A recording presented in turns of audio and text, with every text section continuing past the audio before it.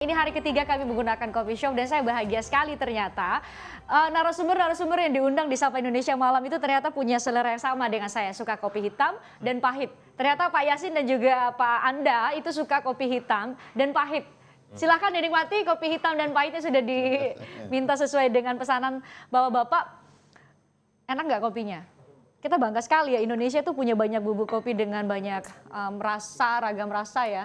Nah, saya ajak ke sini bukannya free di kopinya, buat ngajak lebih ngobrol lebih panjang lagi tadi. Pak Yasin lebih spesifik tadi cerita, gimana sebenarnya optimalisasi, iya kita sudah clear. Selama ini waktu Anda di Kementerian Agama, optimalisasinya lebih banyak kemana? Sukuk, jadi penjelasannya saya minta lebih sederhana misalnya. Semua orang kan kemudian sukuk itu apa sih sebenarnya, SBHN itu seperti apa sih sebenarnya? Pak Yasin secara sederhana.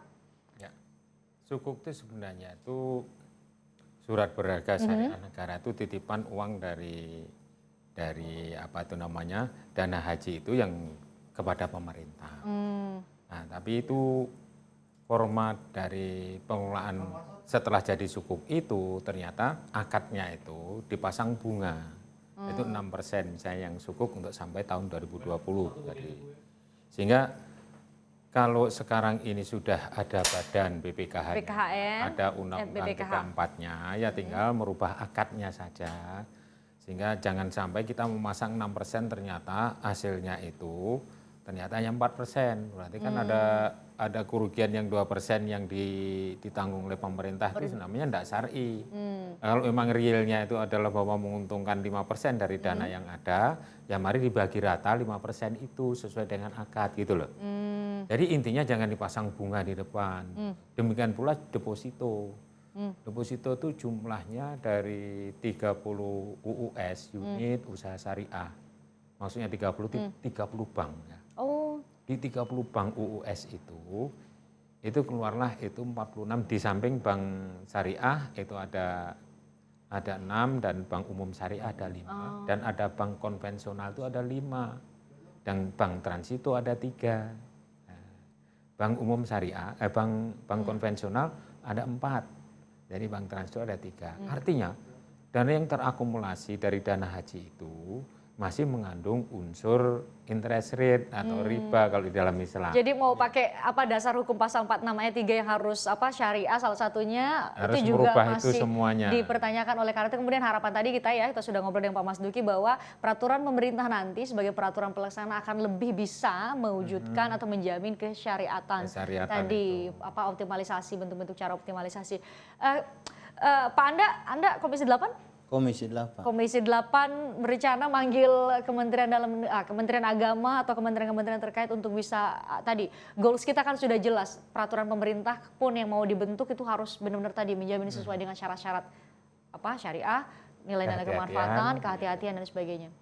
Ya, karena sekarang lebih mengutamakan pemerintah mungkin ke pengelolanya dulu. Setelah dilantik kan mereka tetap nggak bisa jalan kalau mau ada peraturan. Betul. Maka kami akan segera nanti kepada pemerintah untuk meminta membuat PP-nya. Mungkin ada hal-hal yang kurang nanti kita dikoordinasikan. Nah, karena walau bagaimanapun kalau ini mundur-mundur lagi kasihan kepada pelaksana pengelola keuangan ini yang sudah dibentuk diangkat oleh pemerintah, dia tidak punya kerjaan. Asalnya kan demikian. Nah, kenapa? Karena acuan yang akan dilakukan itu kan PP-nya kan belum jelas secara detailnya. Pak Anda, PP-nya belum jelas. Anda sebagai wakil kami, harapan Anda buat Badan Pengelola Keuangan Haji ini apa? Sederhananya. Sederhananya kami pingin pertama adalah memisahkan ya bahwa pengelolaan uang yang cukup besar ini jangan tercampur aduk oleh pemerintah. Yang kedua, pengawasannya lebih simpel. Dengan cara? Nah, dengan cara tadi karena dia ada pengelola khusus yang nangani ini, maka yang bertanggung jawab tadi Badan Pengelola Keuangan Haji ini. Jadi kami ngelihatnya lebih gampang, tidak tercampur artinya dengan kepentingan pemerintah di sana, kan itu balik lagi. Nah, kalau kemarin pada saat uang ini masuk ke pemerintah, dia digunakan untuk apa-apa oleh Kementerian Agama, kita tidak tahu. Gitu. Sekarang udah jelas ada BPKH. Kami sendiri sebagai pengawas itu tidak tahu apalagi rakyat. Nah, uang yang besar ini mau digimanain. Nah, supaya ke depan transparan, masyarakat juga tahu. Nah, maka kami kepingin ada secara profesional dikelola. Maka bentuklah waktu itu kami dengan teman-teman membentuk Badan Pengelola Keuangan Haji. Nah, kami bicarakan dengan pemerintah dan sepakat. Nah, harapan kami, setelah ini terbentuk tahun 2014 segera dilaksanakan. Molor juga kami tetap ngedesak setiap rapat. Bahkan kami suka bercerita tidak mau ngebahas kalau ini tidak dilakukan segera, kan gitu balik lagi. Nah, maka pemerintah sekarang mungkin dengan waktu amanat undang-undang harus segera dilaksanakan, walaupun terlambat sekarang sana. Sekarang sudah dilantik, kok PP-nya belum keluar juga. Saya sendiri artinya harusnya menjadi koreksi bagi pemerintah gitu. PP seharusnya segera dibentuk tanpa kemudian melawan atau berbenturan dengan Undang-Undang Nomor 34 Tahun 2014, peraturan yang lebih tinggi untuk tadi menjaga kesyariatan, untuk menjaga bahwa betul-betul pengelolaan dana haji ini kembali lagi kepada umat, karena mereka lah yang punya hak itu ya Pak Yasin ya. Terima kasih Pak Yasin, Pak Anda sudah hadir di Sapa Indonesia Malam. Silakan dinikmati kopinya, obrolannya jadi lebih panjang, jadi saya beri gratis, gratis deh.